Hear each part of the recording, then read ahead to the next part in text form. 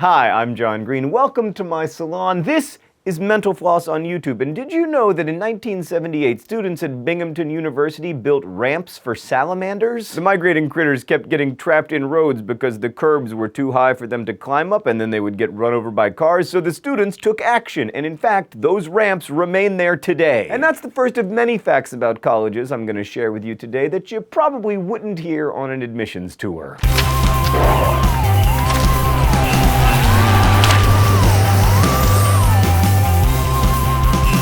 The University of Michigan has a Squirrel Club, which is actually one of the most popular campus clubs. It has over 400 members. What does the club do?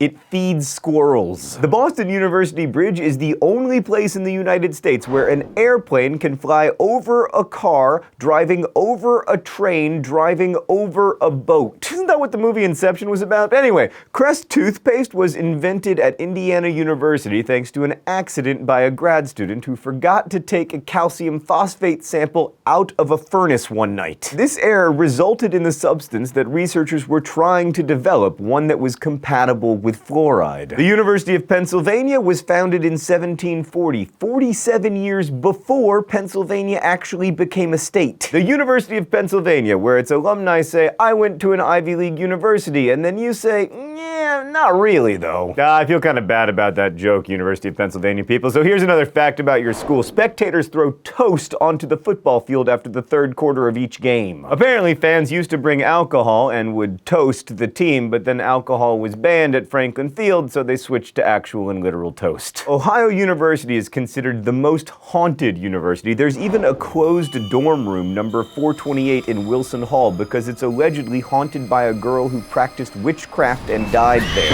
One of my brother's alma maters, the University of Montana, is also believed to be haunted, but by the first United States Congresswoman, Jeanette Rankin. She graduated from UM and apparently haunts Jeanette Rankin Hall, because, you know, where else would she haunt? Now, people tend to view Fenway Park as one of the most historical destinations for Boston sports, but actually Northeastern University's hockey arena is older. Matthews Arena opened in 1910, and the Huskies still play there to this day. In Chapel Hill, North Carolina, home of UNC, the fire trucks are the school colors, Carolina blue and white. There's an iconic statue of Harvard founder John Harvard sitting in Harvard Yard, but it's not technically a statue of John Harvard. When it was created in 1884, there was no picture of the founder of Harvard, so Harvard student Sherman Hoare modeled for the statue. The Hoares were actually one of the first families of the United States. Sherman Hoare would later go on to be a congressman. Unless you think that he had the worst possible name, he had a cousin named Ebenezer Hoare. You want to go to the same college that both Buffy Summers and Seth Cohen attended? If your answer isn't yes, then there's something wrong with you. The University of Southern California provided locations for Buffy's fictional UC Sunnydale,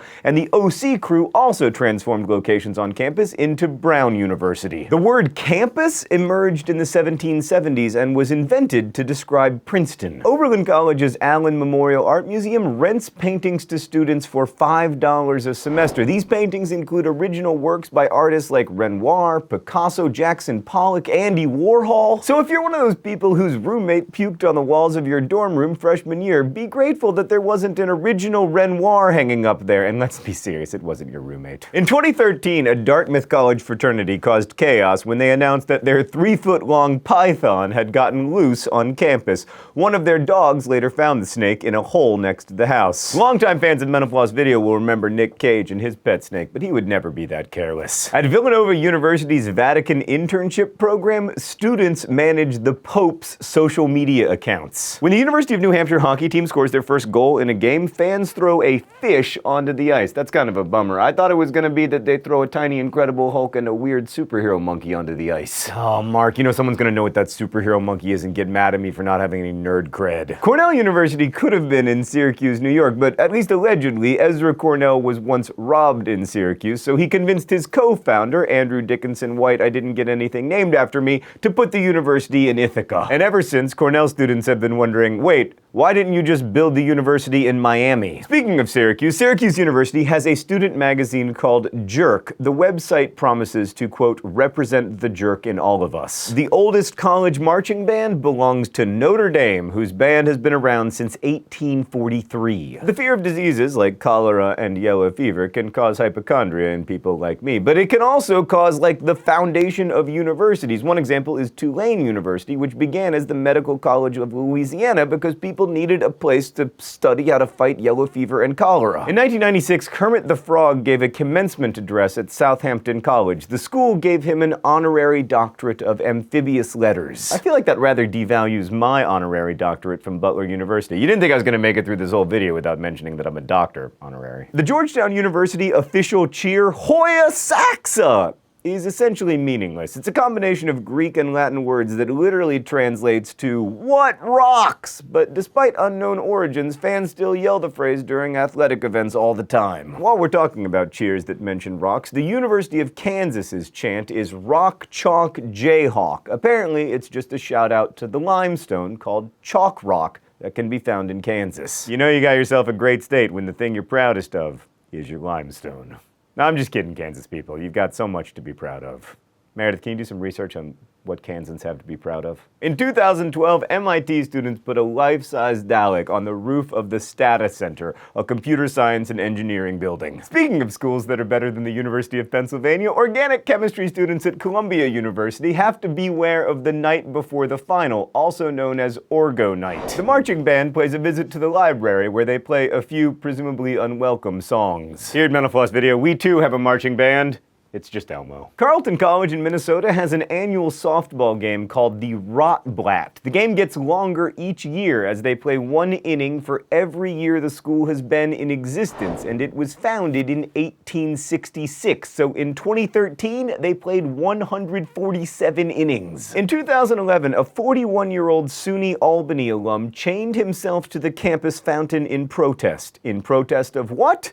The cancellation of an annual event called Fountain Day, in which students all hopped in the fountain. Rumor has it that George W. Bush, George H.W. Bush, William Howard Taft, and John Kerry were all in Yale's infamous secret society, Skull and Bones. President Nathan Hatch of Wake Forest University has started a tradition in which students camp out in the lawn of the president's house and participate in activities for one night of the school year, which is an excellent plan for keeping students out of your actual house. In 2012, the University of Chicago received a package addressed to Henry Walton Jones, aka Indiana Jones. It contained the journal of Jones's fictional mentor, University of Chicago professor Abner Ravenwood. The admissions department hoped that this was some kind of extraordinarily clever college application, but in fact it was just memorabilia from the movie delivered to the wrong place. File under reasons to attend college in Texas. Rice University provides a puppy room during finals to relieve stress through pet therapy. And lastly, we return to the salon so that I can share with you that the Empire State Building lights up purple and white on the evening of New York University's commencement. Thanks for watching Mental Floss here on YouTube, which is made with the help of all of these nice people. Every week we endeavor to answer one of your mind-blowing questions, and this week's question comes from Stephanie Sweka, or Sweka. Sorry if I mispronounced your name, Stephanie, but mispronouncing things is my thing. Anyway, Stephanie asks, what's the origin of people using 5555555 when giving out a fake phone number? Stephanie, that's a great question, and the short answer is,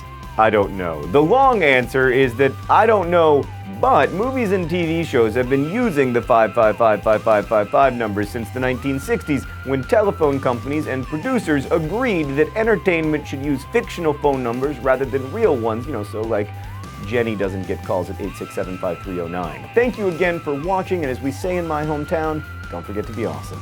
Hey, P.S. I'm coming to you from the future where we are remodeling, but I wanted to thank Audible.com for sponsoring today's Mental Floss video. Audible is the leading provider of audiobooks and other kinds of audio entertainment online. And Audible.com allows users to choose the audio versions of their favorite books with a library of over 150,000 titles, including my favorite campus novel, The Secret History by Donna Tartt. You can download that or my novel, The Fault in Our Stars, for free at audible.com/mentalfloss. There's also a link in the doobly-doo.